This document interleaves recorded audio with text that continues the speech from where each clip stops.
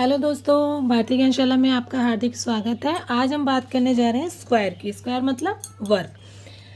तो A B C D ये कोई क्या है? वर्ग है।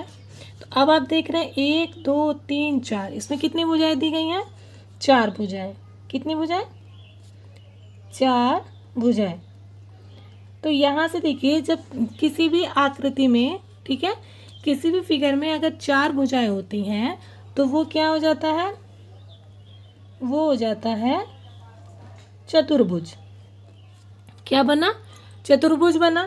अब 1 2 3 4 और चारों भुजाएं इसकी क्या है?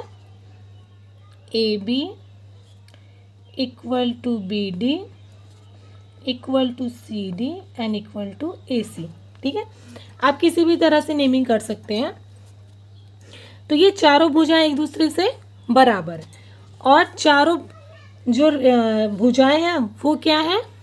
एक दूसरे के बराबर हो गई। तो ये कौन सा चतुर्भुज हो गया?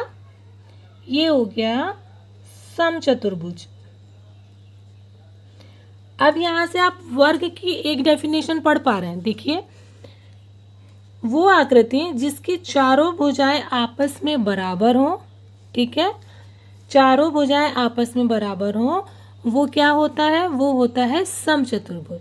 और ऐसा समचतुर्भुज, ठीक है, जिसके चारों कोण 90 डिग्री पे हो, जिसके चारों कोण 90 डिग्री पे हो, वो क्या हो जाएगा? उसे कहते हैं हम वर्ग। क्या कहेंगे? वर्ग।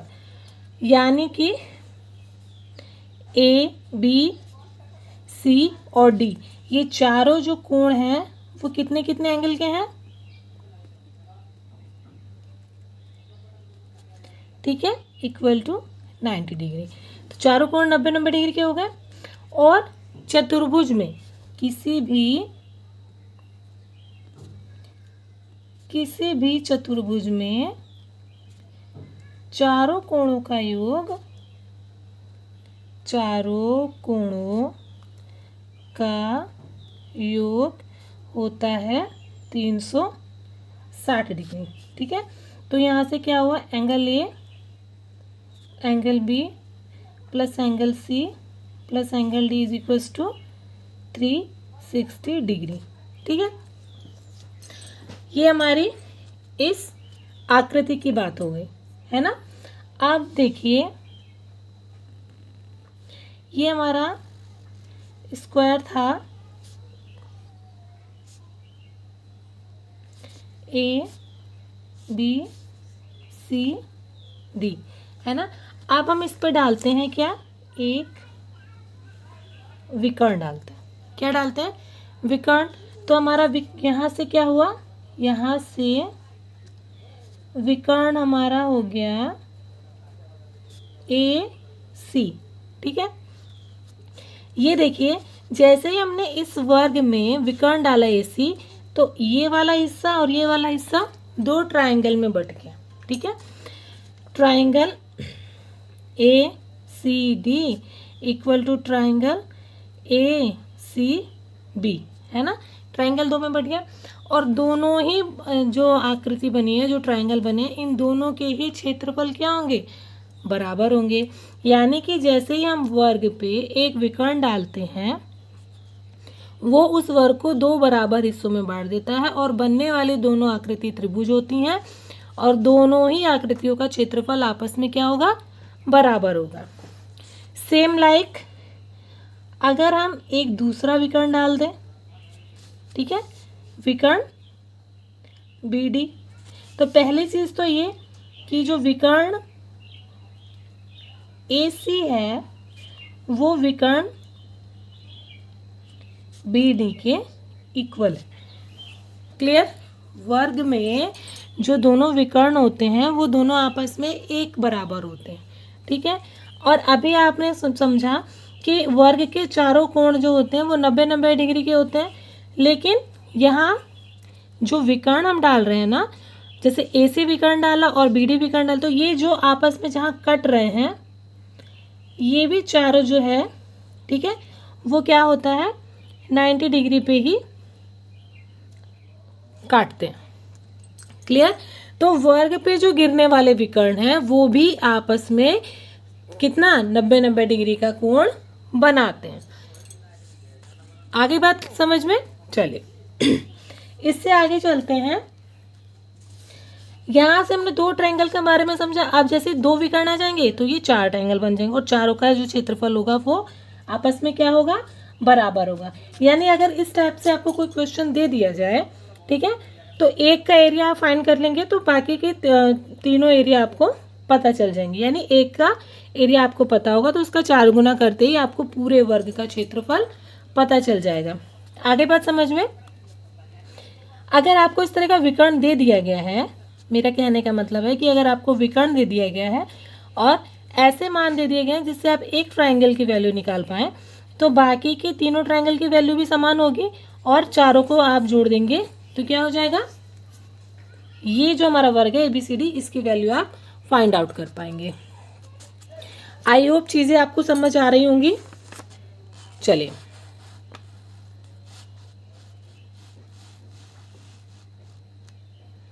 गुड। अब हम चलते हैं इसके एरिया पे चलते हैं।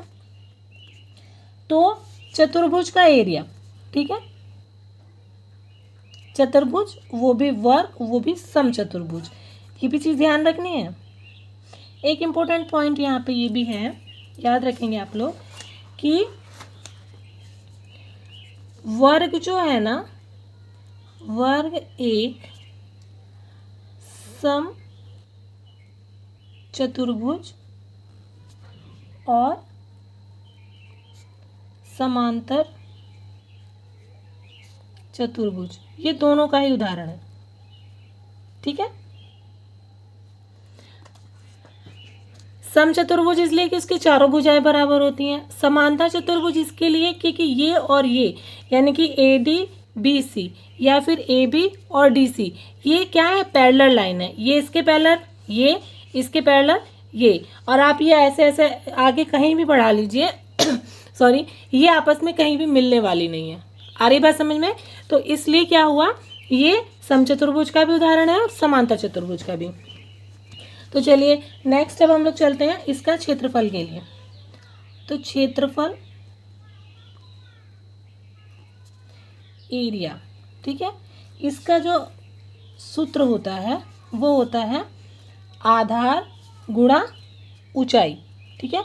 जब हम चतुर्भुज की क्षेत्रफल की बात करते हैं तो वो होता है आधार गुणा ऊंचाई। तो यहाँ पे जो ये वर्ग है, चतुर्भुज है, उसकी जो चारों भुजाएं हैं वो A हैं, ठीक है। यानी इस वर्ग की जो भुजाएं हैं वो A हैं। तो आधार कितना हुआ, A, और ऊंचाई अगेन A।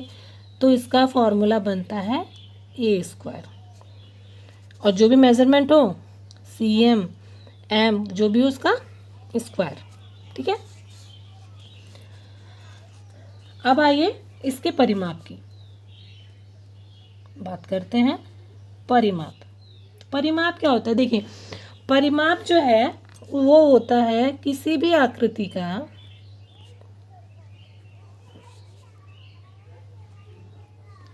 किसी भी आकृति की लंबाई का योग, ठीक है, वही होता है परिमाप। क्लियर। किसी भी लंबाई की जो किसी भी जो आकृति है या कोई फिगर है उसकी जो टोटल लंबाई है वही हमारे लिए क्या होता है, परिमाप होता है। तो यहाँ से अगर हम देखें तो ये A, इसकी लंबाई ऐसी ना होगी, हम चारों तरफ घूमेंगे तो यहाँ पे ये वाला A, अगेन दूसरी लाइन, फिर तीसरी लाइन, फिर चौथी लाइन, यानी कि यहाँ से A से स्टार्ट होके हम फिर A तक पहुँचेंगे तो इसकी पूरी लंबाई काउंट हो जाएगी और यहाँ से ये हो जाएगी 4A।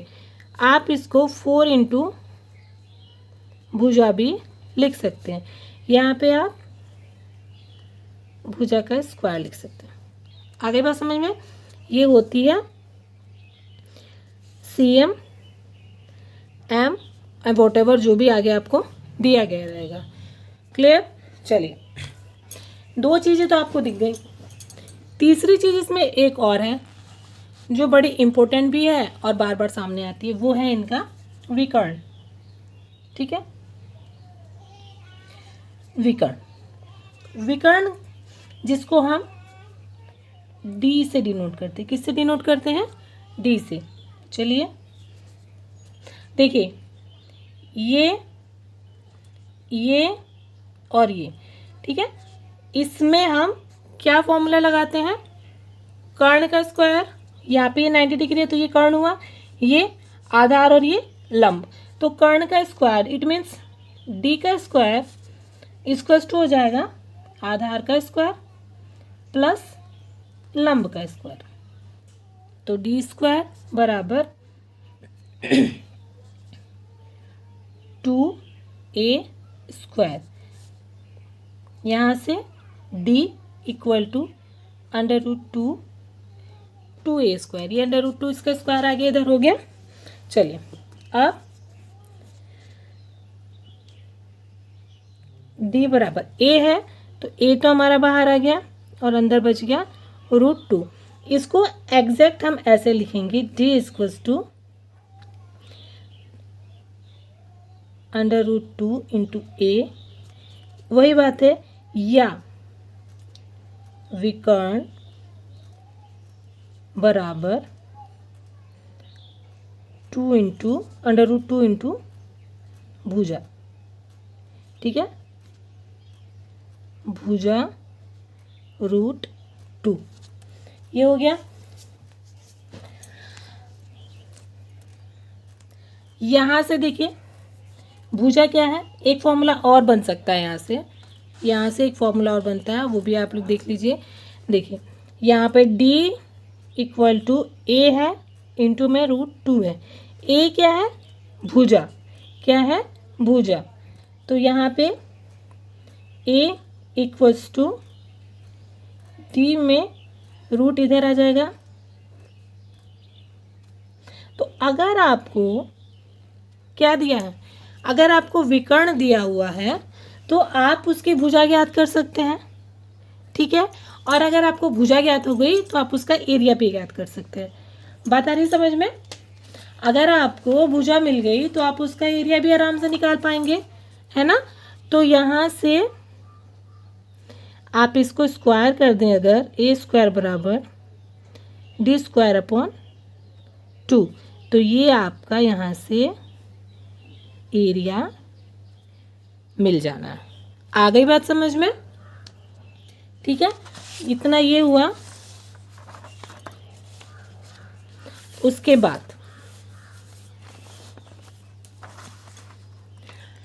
बाद एक समचतुर्भुज हम लोग सुनते आ रहे हैं। तो समचतुर्भुज का क्षेत्रफल हम लोगों को गिवन होता है। समचतुर्भुज का क्षेत्रफल, ये हम आगे और पढ़ने वाले भी हैं। समचतुर्भुज का क्षेत्रफल होता है 1/2 इंटू d1 इंटू d2। क्योंकि हमने पहले बोला है कि जो वर्ग है वो क्या है? एक समचतुर्भुज है। क्या है? एक समचतुर्भुज है। तो ये फॉर्मूला उसमें आना चाहिए। ठीक है, यानी कि ये फॉर्मूला में अगर हम ये वैल्यू रखें तो हमें वर्ग की जो एरिया है वो मिलनी चाहिए। तो कैसे रखते हैं? देखिए, जैसे ये हमारा कोई वर्ग है, ठीक है, A B C D, ये हमारा कोई वर्ग है। इसमें हमने 4 सेंटीमीटर ले लिया इसको, तो ये भी 4, ये भी 4, ये भी 4। ठीक है, अब ये इसके विकर्ण है ना। तो देखिए यहाँ पे विकर्ण क्या होता है? d बराबर भुजा √2। ठीक है, भुजा कितनी है? 4, रूट हो गया 2, तो 4√2। क्लियर। और हमें पता है कि वर्ग के जो विकर्ण होते हैं वो आपस में क्या होते हैं? बराबर होते हैं। It means AC equal to BD। तो यहाँ से 4√2 हो गया d1 एंड 4√2 ही हो गया d2। अब इसको हम फॉर्मूला में रख देते हैं, 1/2 इंटू 4√2 इंटू 4√2। तो यहाँ से क्या बनता है? ये 2 से ये 2, ठीक है, 2 चौके 8, और ये √2 का कितना हो जाएगा 2, तो 8 2 ज़ा 16 cm²। ये इसका समचतुर्भुज का क्षेत्रफल आया है। और यहाँ से देखिए भुजा का स्क्वायर होता है वर्ग का क्षेत्रफल, तो 4 चौका 16, ठीक है, तो ये भी हमारा क्लियर हो गया।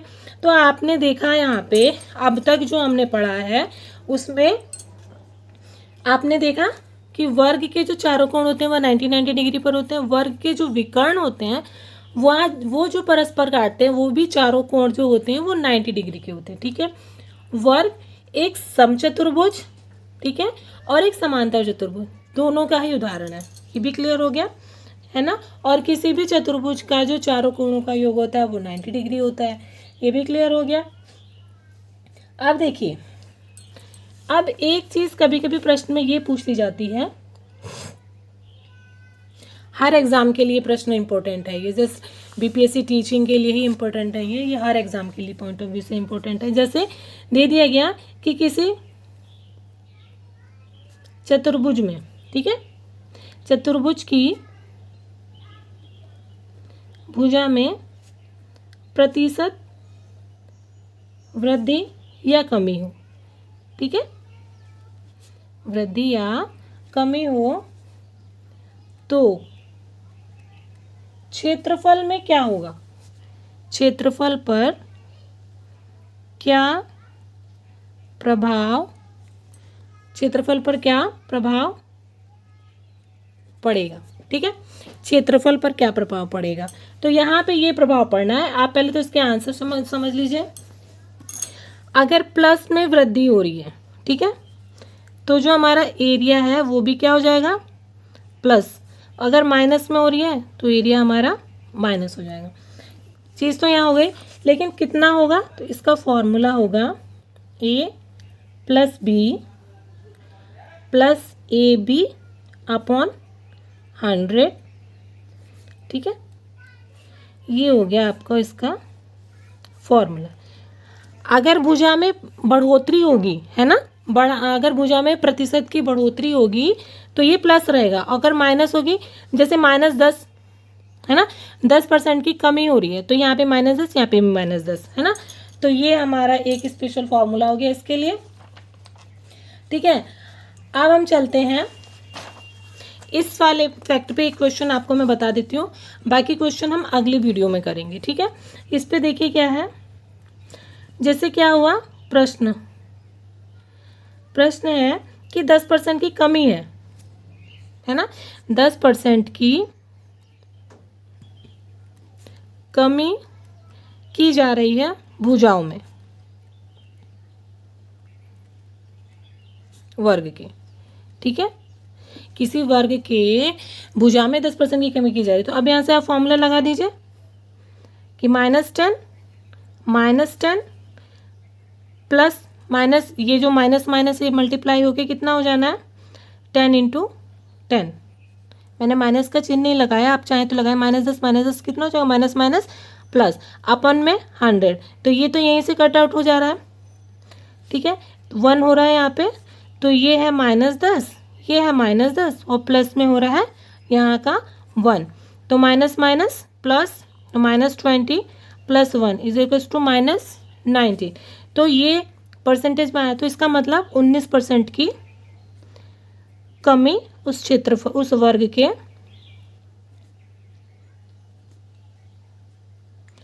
क्षेत्रफल में होगी, ठीक है। और अगर ये बढ़ोतरी होती तो 10 + 10 20, ठीक है, +1 21 हो जाता आंसर। आ रही बात समझ में ना। तो इस तरीके से इस तरह क्वेश्चन पूछे जाते हैं। आई होप आपको ये सेशन पसंद आया होगा। एक चीज़ और है कि जो लोग भी चैनल पे प्लीज़ नए हैं वो लोग चैनल को सब्सक्राइब कर लीजिए, सपोर्ट कीजिए। नया चैनल है, आप लोग का सपोर्ट होगा तो चैनल आगे ग्रो कर पाएगा। और कोई भी कमी हो तो आप लोग प्लीज़ कमेंट करिए, मैं उसे सुधारने की कोशिश करूँगी। और आप लोग का सपोर्ट मेरे लिए बहुत ज़रूरी है, तो प्लीज़ चैनल को सब्सक्राइब कीजिए, लाइक कीजिए और हाँ, अपना इंपॉर्टेंट कमेंट करना ना भूलिए। तो मिलते हैं नेक्स्ट वीडियो में, तब तक के लिए नमस्कार, थैंक यू।